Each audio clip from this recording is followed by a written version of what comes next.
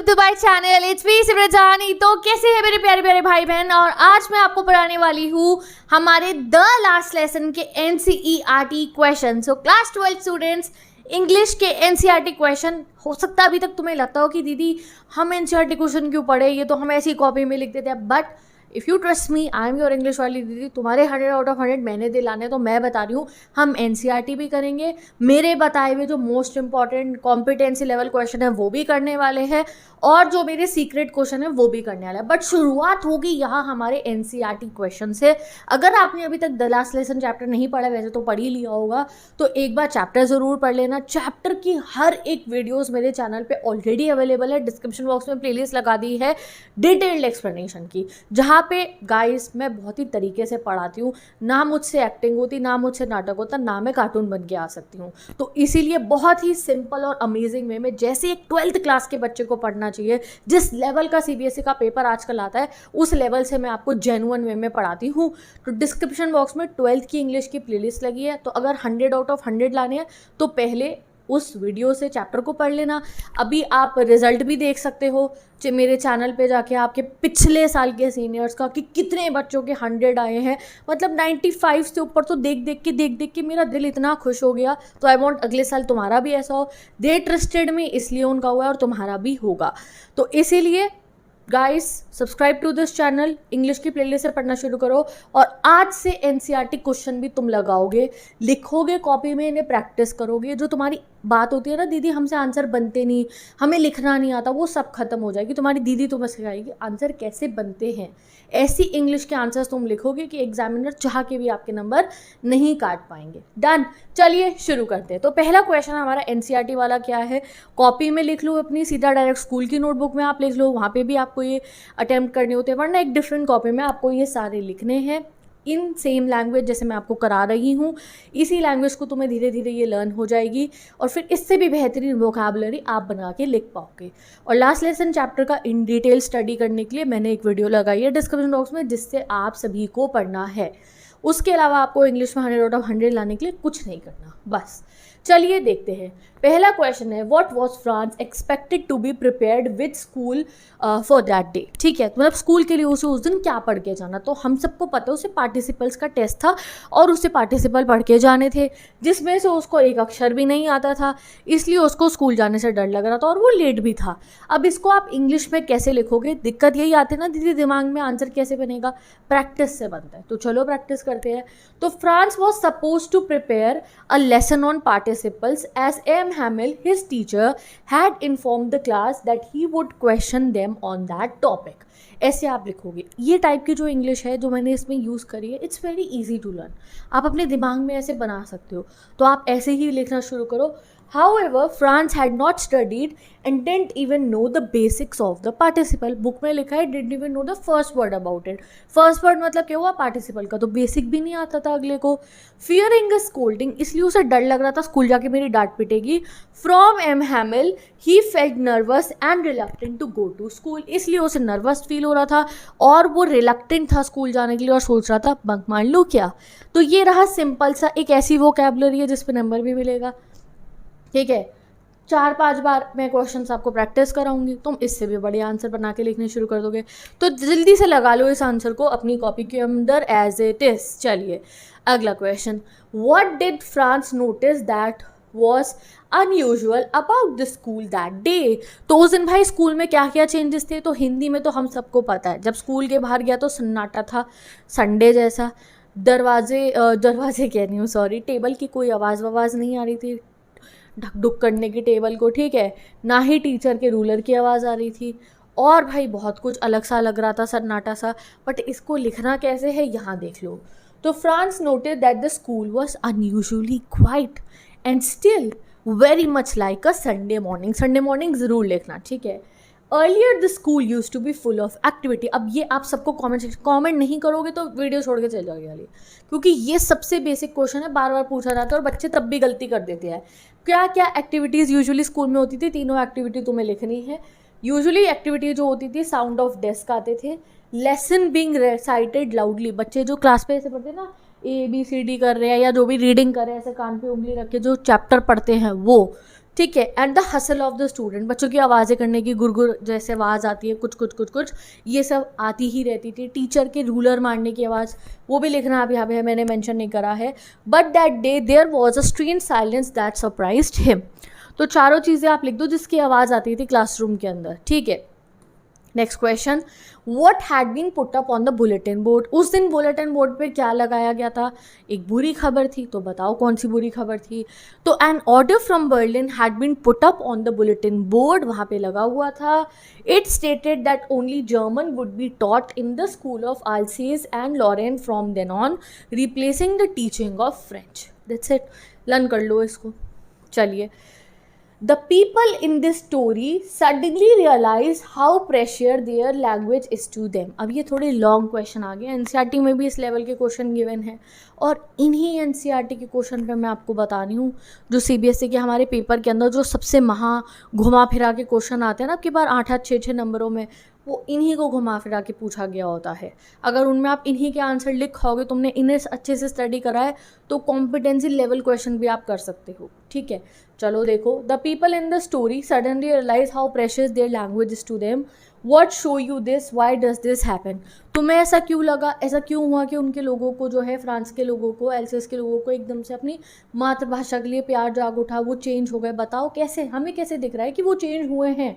जैसे फ्रांस था, अरे हो गया आखिरी बार पढ़ाई जा रही है, फ्रेंड्स तो पढ़ा लो ना। नहीं, हमें लगा उसे बुरा लग रहा है यार, क्या उसे आखिरी बार उसे अपनी लैंग्वेज पढ़ाई जा रही है। So you have to tell this thing. तो the French district of Alsace and Lorraine, लिखो साथ साथ में, कॉपी लाओ, लिखो, had been taken over by Prussia, Prussia ने उसे कब्जा लिया। After that, an order came from Berlin that only German would be taught in the schools there. This made everyone realize how important their own language was. उस दिन उन्हें समझ में आया उनकी लैंग्वेज कितनी इंपॉर्टेंट है, जब वो उनसे बोलने का हक छिन गया। The usually noisy school atmosphere change to quietness. आज के दिन जब वो स्कूल पहुंचते हैं तो कोई भी बातचीत नहीं कर रहा था। द स्टूडेंट्स वर्क साइलेंटली, जब पढ़ाई हो रही थी तो हर बच्चा फोकस से साइलेंटली पढ़ाई कर रहा था। And even the villagers came in and sat quietly as if they were students. और बैक बेंचेस पे विलेजर्स भी बैठने आए थे ट्रिब्यूट देने के लिए टीचर्स को और अपनी लैंग्वेज को। Everyone seem sad and regretful, सब सैड थे और बहुत रिग्रेट कर रहे थे कि हमने इतनी बड़ी गलती क्यों करी, क्यों नहीं हमने पहले अपनी मातृभाषा को प्यार करा, उसे समझा, उसे सीखा। M Hamel, who was usually disliked, made the student feel sorry for not valuing their language before. M Hamel जैसे सारे बच्चे चिढ़ते थे, उन्हें अच्छे नहीं लगते थे अपने एमएमएल टीचर, आज हर बच्चे को वो अच्छे लग रहे थे और उन्होंने बच्चों को रियलाइज़ कराया कि कितनी बड़ी गलती हमारे से हो गई है। France regretted not paying attention in class. France जो हमारा मेन कैरेक्टर, उसे बुरा लगा मैं पहले क्यों अच्छे से नहीं पढ़ता था। And M Hamel himself was heart broken at leaving and explain things with great patience for the first time. और एम हैमिल को भी बहुत बुरा लग रहा था स्कूल छोड़ के जाने पे, और आज जब उन्होंने पढ़ाया तो ऐसा पढ़ाया कि भाई किसी बच्चे को कोई डाउट ही नहीं रहा, क्योंकि he was also giving his 10,000%। तो ये बहुत सिंपल और बहुत ही ईजी लैंग्वेज का आंसर है, जिसको आप लिखोगे तो you will get full marks, ठीक है। चलिए अगला क्वेश्चन देखते हैं। Franz think will they make them sing in German even the pigeons, what could this mean. तो अगर आप एनसीईआरटी में क्वेश्चन देखोगे, इसके नीचे लिखा है, इसके बहुत सारे आंसर्स हो सकते हैं, बट जो सबसे सही आंसर है मेरे अकॉर्डिंग और बहुत सारे बाकी सीबीएसई के एग्जामिनर्स के अकॉर्डिंग जिस पे उन्होंने नंबर दिए हैं, वो मैं आपको यहाँ कराने वाली हूँ कि क्या इसका सही आंसर है। तो फ्रांस ना, याद है तुम्हारे को कब ऐसा हुआ था जब क्लास में पिन ड्रॉप साइलेंस था, सन्नाटा था, इवन छोटे छोटे बच्चे वो फिश हुक्स की ट्रेसिंग कर रहे थे, एक बीटल भी आ रहा था क्लास में तो कोई ध्यान नहीं दे रहा था, पेन के घिसने की आवाज़ आ रही थी पेपर के ऊपर, ऐसा कुछ सिनेरियो था। एम हैमिल सर चुप बैठे हुए थे, तब फ्रांस को आवाज़ आती है पिचन के कू करने की, तो वो ये सोचता है इन्हीं भी बोलेंगे क्या जर्मन बोले, तो इसीलिए गुस्से में वो ये बात कहता है, वो वाला सिनेरियो। बताओ ऐसा उसने क्यों कहा।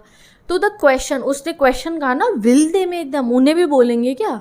तो द क्वेश्चन शोज फ्रांस का frustration and disbelieve that the idea of forcing a language on people. तो उसे फ्रस्ट्रेटेड था वो इसलिए बोल रहा, और उसे ये आइडिया बिल्कुल अजीब लगा कि भाई हमारी मातृभाषा फ्रेंच हो तो तुम कौन होते हो हमारे ऊपर जर्मन लगाने वाले। It means that the government is trying to control everything, even the smallest, most natural thing like pigeon singing. मतलब वो कह रहा है कि तुम इतनी सी चीज़ों को कंट्रोल करना चाह रहे हो। It suggested that just as pigeons naturally sing in their own way, France का ये जो डायलॉग था ये सजेस्ट करता है कि भाई जैसे पिजन का काम क्या है, पिजन क्या बोलेगा, कुकू करेगा, पिजन की लैंग्वेज कुकू, जैसे इसी तरीके से जब फ्रांस में पैदा हुआ है, एल्सेज में शुरू से फ्रेंच बोलता है, तो आज उसके लिए वो नेचुरल है। वो क्यों जर्मन पे शिफ्ट करे, वो फ्रेंच ही बोलेगा ना, वो सबसे कंफर्टेबल उसमें रहेगा। जैसे पिजन को कुकू करना पसंद रहेगा, वैसे ही फ्रेंच वालों को फ्रेंच। तो इस बात पे वो ऐसा कमेंट करता है, Franz feels that no matter how much the authority try to impose German. और वो कहीं ना कहीं ये भी कह रहा है कि ठीक है, कितनी ही कह लो हमारे को जर्मन बोल ले हम, दे कैन नॉट कंट्रोल और change the natural identity and spirit of the people. ये सबसे इंपॉर्टेंट लाइन है कि फिर भी उसकी आइडेंटिटी तो नहीं छीन सकते ना। तुम पिजन को मार पीट के अगर हेलो बुलवा भी लोगे, 3 दिन बाद उसने कुकू ही करना है। ये बात है कि भाई तुम कितनी ही कोशिश कर लो हमें जर्मन बनाने की, जर्मन बुलवाने की, हम फ्रेंच ही रहेंगे। Next question, when people are enslaved, ये लॉन्ग क्वेश्चन है। when people are enslaved, as long as they hold fast to their language, it as if they had their key to their prison। ये line किसने बोली थी? ये बोली थी MML ने कि जब तक तुम अपनी लैंग्वेज को गार्ड करके रखोगे, तो चाहे तुम अभी प्रिजन में हो, तुम प्रशियंस के कब्जे में हो, बट तुम्हारे पास उस जेल की चाबी है तुम्हारी लैंग्वेज। तुम्हें कह रहे जर्मन बोलो, बट फिर भी तुम अगर फ्रेंच से प्यार करोगे, फ्रेंच बोलते रहोगे, तो तुम बंधक नहीं बने हो, तुम आज़ाद ही हो। ठीक है, तो समझाओ। चलिए, तो इसको आपको ना, can you think of examples in history. अब आपको यहाँ फ्रांस वाले चैप्टर से नहीं बताना है, ये हिस्ट्री में बताना है, नॉर्मल पूरे वर्ल्ड की हिस्ट्री में बनाना है कि क्या कैसा ऐसे सिनेरियो किसी और कंट्री के साथ भी हुआ है जहाँ पे लोगों को ऐसे कब्जा कर लिया गया और अपनी लैंग्वेज थोपी गई हो। तो भाई हमें तो बहुत दूर नहीं जाना, हमारे साथ ही ब्रिटिश एम्पायर ने ऐसा करा था। तो throughout the history many conquered people had their languages suppressed और foreign languages imposed on them। तो बहुत सारे हिस्ट्री में बहुत सारी ऐसी सोसाइटीज़ के साथ, पीपल के साथ हुआ है कि ऐसा हुआ है कि भाई उनके ऊपर कोई कब्जा करना है और उन्हें बोला हमारी लैंग्वेज बोलो। For example, due to British colonial rule in India, English was made the official language. English को ऑफिशियल लैंग्वेज बना दिया गया था for administration and education, which reduce the use of many native languages. में हिंदी, हमारा संस्कृत हो गया, और भी हमारी जितनी भी बहुत लैंग्वेजेस है गाइस हमारी कंट्री की, तो उन सबको तो उन्होंने सप्रेस कर दिया और कहा इंग्लिश ही चलेगी भाई। ठीक है, इंग्लिश एजुकेशन भी हमारे यहाँ लेकर आए, एंड वेरियस रीजनल लैंग्वेजेस को उन्होंने सप्रेस करा। ऐसा ही अनदर एग्जांपल है सोवियत यूनियन का, जिस कंट्री के बारे में मेरे पॉलिटिकल वाले बच्चों को पता होगा और बाकियों को नहीं पता है तो तुम्हें गूगल सर्च करना है या मेरे चैनल पे से जाके देख लेना सोवियत यूनियन क्या है। तो सोवियत यूनियन वैसे पता भी होगा बहुत बच्चों को, ऐसा नहीं है कह रही हूँ मैं कि तुम्हें नहीं पता। तो जो सोवियत यूनियन है हमारा, उसमें क्या था, सोवियत यूनियन रशिया था और बहुत सारी कंट्रीज़ का मिक्सचर, ये एक पूरी बड़ी सी कंट्री थी। तो वहाँ पे ये लोग रशियन को इम्पोज करते थे बाकी कंट्रीज़ के ऊपर भी, चाहे उनके लैंग्वेज अलग हो, उनके कल्चर अलग हो, बट उन्हें भी कहते थे तुम रशियन बोलो। तो ये काम वहाँ पे भी हुआ था। तो ऐसा खाली यहाँ नहीं हुआ अल्सेज लॉरेन में, फ्रांस के साथ में थ्रू आउट द हिस्ट्री ऐसा होता रहा है कि जब किसी पे कब्जा करा जाता है तो उससे उसकी भाषा भी छीनने की कोशिश होती है। तो इसका आप स्क्रीनशॉट ले लो। ये ना अगर आप वैसे देखोगे तो इस वाले क्वेश्चन का सॉल्यूशन ना काफ़ी लेंदी दे रखा होता है, तो मैंने बहुत शॉर्ट और टू द पॉइंट करा दिया है। नेक्स्ट क्वेश्चन पे आते हैं, what happen to a linguistic minority in a state. अब ये जो क्वेश्चन है वैसे में एग्जाम पर्पस के ये वाला क्वेश्चन तो नहीं है देखो, बट एनसीईआरटी का है तो फिर भी मैं आपको करा रही हूँ। एनसीईआरटी क्वेश्चन बुक में भी तो हमें करने होते हैं ना कॉपी में, तो ये उस हिसाब से आप कर लो कि भाई what happens to linguistic minority. Linguistic minority मतलब जब एक देश के अंदर एक लैंग्वेज बोलने वाली पॉपुलेशन बहुत कम है, तो उन माइनॉरिटीज़ का क्या होता है। How do you think they can keep their language alive. अब वो लोग कैसे अपनी लैंग्वेज को अलाइव रखें। For example, Punjabis in Bangalore, Tamilians in Mumbai, Kannadians in Delhi, Gujaratis in Kolkata. जब हम एक लैंग्वेज बोलने वाले लोग दूसरी स्टेट में जाते हैं जहाँ दूसरी लैंग्वेज डोमिनेंट है, वो वहाँ पे अपनी लैंग्वेज को कैसे अलाइव रखें। भाई सब तो बंगाली बोल रहे हैं और हम गुजराती कलकत्ता में चले गए हैं, तो हम अपनी लैंग्वेज को कैसे अलाइव रखें ये बताओ। तो linguistic minorities in a state often face challenges because the dominant language is needed for daily communication. And now right now you are in Bengal और तुम गुजराती बोलो, तुम अगर पान वाले पे भी जाओगे या किसी दूध वाले पे जाओगे वो वही लैंग्वेज बोलोगे बंगाली, ठीक है। तुम गुजराती बोलोगे उन्हें नहीं समझ आएगी, तो इट्स ऑब्वियस तुम्हें वही लैंग्वेज यूज़ करनी पड़ेगी। This can make it harder for them to use and promote their own language freely. As a result they might start using the dominate language, यानी कि वो वही लैंग्वेज बोलने लगेंगे, and their native language could weaken over generation. However अपनी language को alive रखने के लिए वो अपने कल्चर को सेलिब्रेट कर सकते हैं, अपने बच्चों को सिखा सकते हैं उनकी मदर टंग, कम्युनिटी ग्रुप्स बना सकते हैं, और मीडिया, बुक्स, म्यूजिक के थ्रू या फिल्म्स के थ्रू अपनी लैंग्वेज को अलाइव रख सकते हैं। This help maintain a strong connection to their roots and enriches the culture diversity of society. तो बस ऐसे ही आप इसको कॉपी में कर लो, ऐसा क्वेश्चन एग्जाम में तो नहीं आने वाले, ठीक है। Is it possible to carry pride in one's language too far? Do you know what is linguistic chauvinism? तो भाई अपनी लैंग्वेज में गर्व करना बहुत अच्छी बात है, बट अगर ये बहुत ज़्यादा हो जाए तो ये एक गलत कॉन्सेप्ट का रूप ले लेते हैं, जिसे कहते हैं लिंग्विस्टिक शोविनिज्म। जैसे करा प्रशियंस वालों ने, उनको अपनी जर्मन लैंग्वेज पे इतना ज़्यादा गर्व हो गया कि उन्होंने कहा इन फ्रेंच वालों को भी हम जर्मन बुलवाएंगे। तो प्राइड इन वन लैंग्वेज, अपनी लैंग्वेज, जैसे I am very proud of my language Hindi, ठीक है, तो भाई सबको अपनी अपनी मातृभाषा पे बहुत ज़्यादा प्राइड होता है, तो वैसे ही बट अगर उसको आप बहुत ज़्यादा करने लगोगे उस चीज़ को, तो उसको गलत हार्मफुल इफ़ेक्ट भी होंगे कि आप क्या कहोगे, भैया तुम भी ये लैंग्वेज बोलो, तुम हमारी वाली लैंग्वेज बोलो। इसको हम कहते हैं linguistic chauvinism. This extreme attitude is called linguistic chauvinism. पूरा रीड करो इसे। It means believing one's own language is superior, कि भाई हमारी भाषा ज़्यादा अच्छी, तुम्हारी तो बेकार सी है, to others, and refusing to accept और रिस्पेक्ट अदर लैंग्वेजेस। इसको हम लिंग्विस्टिक शोविनिज्म होते हैं कहते हैं, और यही जर्मन वालों ने करा फ्रांस वालों के साथ कि तुम फ्रांस वान छोड़ो, ये जामा पेल पियर ये सब छोड़ो, तुम्हें क्या करना है, तुम्हें अब जर्मन बोलनी है, ठीक है। चलो अगला क्वेश्चन आता है।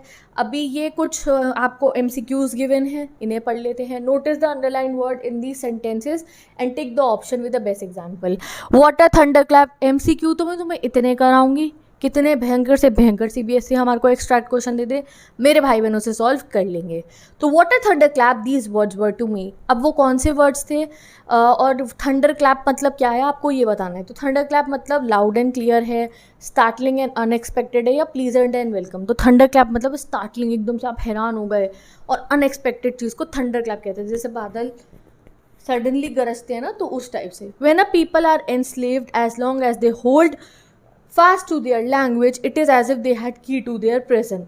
तो ये लाइन है, it is as if they had key to their prison, इसका मतलब क्या है, do not lose their language, are attached to their language, quickly learn the concurrence language। तो नहीं, are attached to their language, यानी कि जो लोग अपनी लैंग्वेज से अटैच रहेंगे उन पर उस ताले की चाबी रहेगी, ठीक है।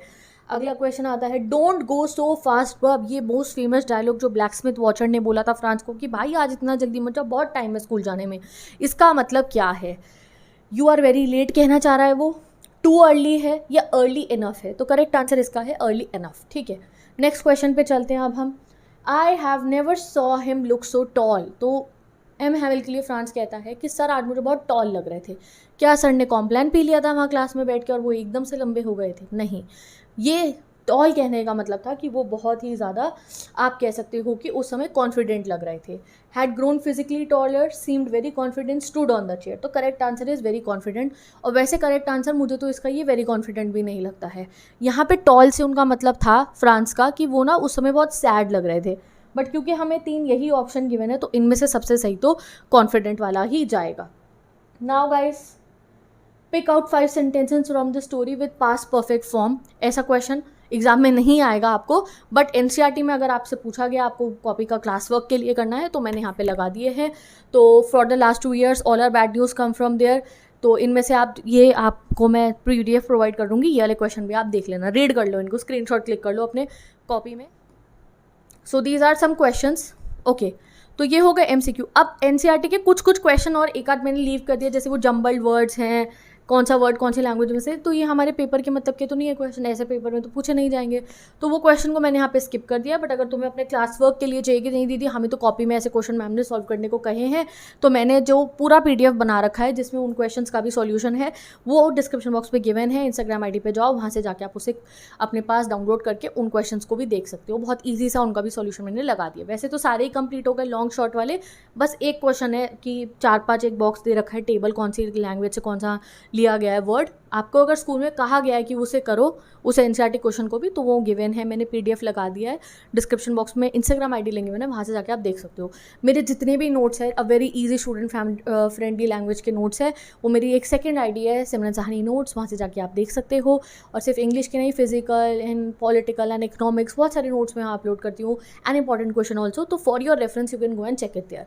तो अब चलते हैं, मिलेंगे हम नेक्स्ट वीडियो में। अब इस एनसीईआरटी क्वेश्चन सीरीज को आई कंटिन्यू, क्योंकि syllabus is already there on the channel, आप कभी भी कोई से भी वीडियो पढ़ सकते हो। डिस्क्रिप्शन बॉक्स में सारी प्लेलिस्ट का लिंक गिवन है, यहाँ आई टैब होता है, देखो यहाँ गिवन है, कमेंट सेक्शन में पिंड कमेंट में मैं लगा रही हूँ, इंस्टाग्राम पे नोट्स आपको मिल जाएंगे। अब यहाँ से एनसीईआरटी क्वेश्चन हम शुरू करें। एनसीईआरटी क्वेश्चन के बाद हम क्वेश्चन बैंक सीरीज निकालेंगे, जहाँ पे मैं हाई लेवल क्वेश्चन तुम्हें प्रैक्टिस कराऊंगी। और ऐसा भी नहीं कि तुम्हें बहुत मेहनत करनी है इंग्लिश के लिए, नहीं। जिस दिन मैंने वीडियो अपलोड करी है 10-15 मिनट आपको इस वीडियो को देखना है, 10-15 मिनट रिविजन करना है, एंड यूर गुड टू को 100 आउट ऑफ 100 पक्के हैं। तो मैं चलती हूँ, bye bye, best of luck. कोई क्वेरीज है तो बता दो। एंड लास्ट लेसन चैप्टर अगर अभी तक आपने नहीं पढ़ा तो आज का टास्क है, आपको लास्ट लेसन चैप्टर पढ़ना है। डिस्क्रिप्शन बॉक्स में मैं प्लेलिस्ट लगा रही हूँ। Bye bye, best of luck.